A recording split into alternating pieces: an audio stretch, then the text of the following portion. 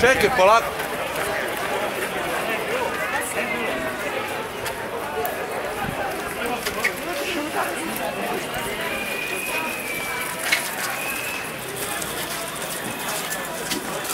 Idemo u Lazarević. A da se sklonimo, nema ništa polako. Dođi nekako da ti vozi. Samo što... Dobro. Nije mi ništa, okej. Dobro. Sterno, gdje će mi čovječe? Alo, vraći se na... Hvala do meni kroz.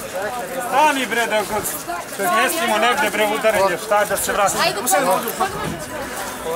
ajmo taksi. Idi u hot. Šta treba da radimo? Idemo u hit.